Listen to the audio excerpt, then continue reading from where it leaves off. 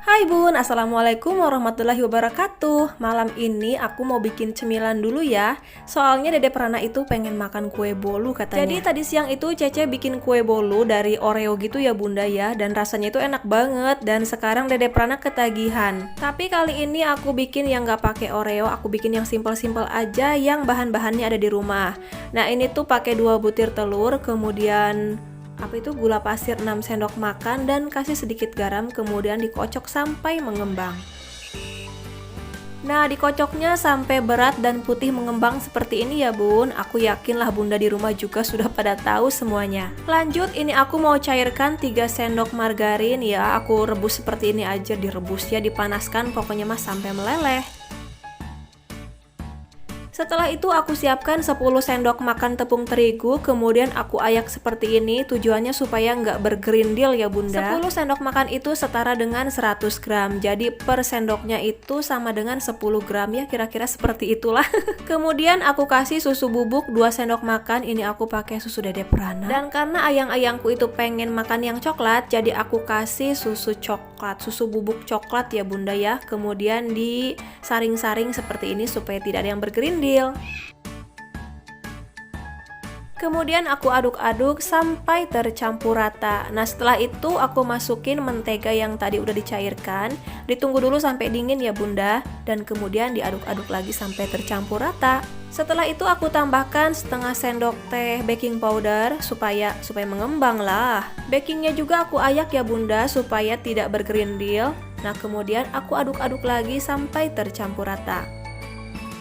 Kemudian lanjut lagi, di sini aku pakai loyang yang ukurannya mungkin sekitar 18 cm ya diameternya. Kemudian aku kasih margarin supaya nggak lengket. Aku tuangin adonannya dan kemudian aku oven. Untuk panasnya aku pakai kurang lebih 180 derajat selama kurang lebih 20 menit. Nah setelah itu aku turunkan derajatnya kurang lebih 20 menit lagi. Kayak gitu Bun.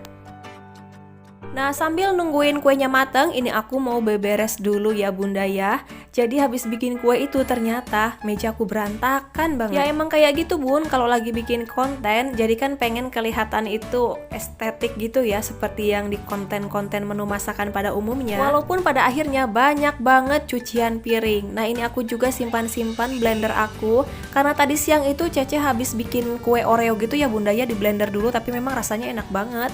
Dan kemudian aku juga lap-lap meja makan aku sampai bersih.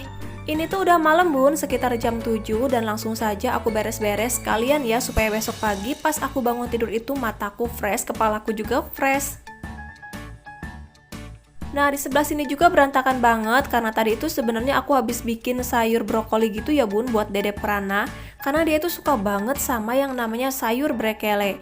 Nah itu juga aku lagi ngerebus jagung. Nah suamiku sama rebus jagung, ya ampun kayak gimana ya, itu kayaknya makanan terfavorit dia deh. Ini tuh di panci ada sayur bayam, kemudian ada ikan pindang juga, cuman belum aku cuci ya Bunda ya, karena siapa tahu gitu ada yang mau makan lagi. Alhamdulillah akhirnya ini kueku udah mateng ya Bunda. Maafkan karena bentuknya itu agak-agak hidung. Jadi cari tanah kia. Tadi itu kan ada colokan 2 ya Bunda ya, colokan Magicom sama colokan open. Suamiku itu mau makan, pas dia buka Magicom ternyata kan nasinya tinggal sedikit. Nah kemudian dia ambil, dia cabutlah itu kabel Magicom. Ternyata dicabut dua-duanya Bun, kabel oven sama kabel Magicom. Aku bilang kan dalam hati, kenapa ini kue nggak matang-matang, nggak wangi-wangi gitu kan. Ternyata Bunda colokannya dicabut, dan itu tuh makan lumayan waktu yang lumayan lama. Akhirnya si kue itu ya yang tadinya udah setengah matang dan dia mendadak. Begitu aku colokin lagi, kemudian aku oven lagi, api atas bawah gitu kan, tiba-tiba dia rada-rada geseng. Ya akhirnya seperti inilah bentuknya. Jadi resep ini mah mau ditiru ya silakan, enggak ya nggak apa-apa. Karena memang ini mah ya disebut enak-enak, disebut nggak enak juga ya kurang enak Bun. It's okay, nggak apa-apa. Tapi sejauh ini mah rasanya oke-oke aja kok Bun, daripada kue-kue yang di luaran sana kan yang kalau dimakan seret. Kalau ini mah alhamdulillah enak. Oke, setelah selesai bikin kue, ternyata ini cucian piring numpuk banget ya bun. Jadi sekalian saja aku cuci sekarang malam ini supaya nggak berantakan. Jadi besok pagi pas aku bangun tidur itu dapur dalam keadaan bersih ya. Abis bikin kue, cucian piring itu numpuk banget ya bunda ya. Apalagi kalau dibarengin sama masak. Dalam sehari aku bisa berkali-kali untuk cuci piring. Apalagi kalau habis masak ya, kayaknya perabotan itu keluar semuanya. Apalagi kayak tadi ya bikin kue ala-ala, masukin telur, masukin baking powder, pakai mangkok lah, pakai ini lah, pakai itulah, padahal mah kenyataannya cucian piring jadinya banyak banget.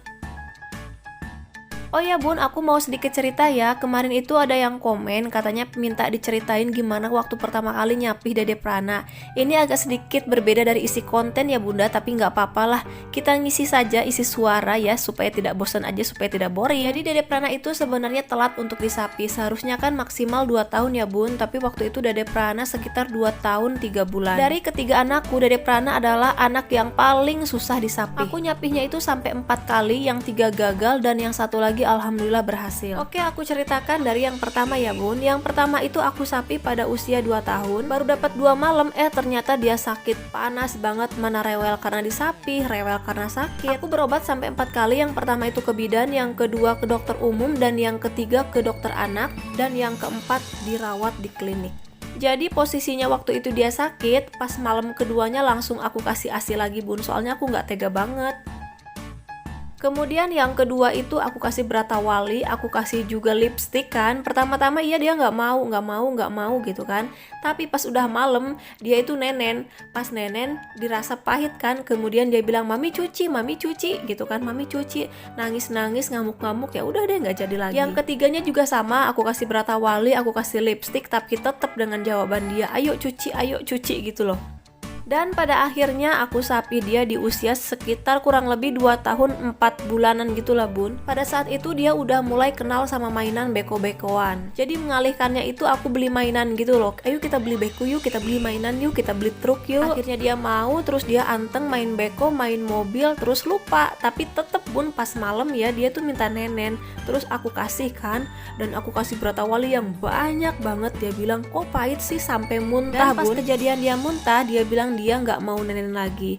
Ya tapi begitu bun, selama 4 malam ya.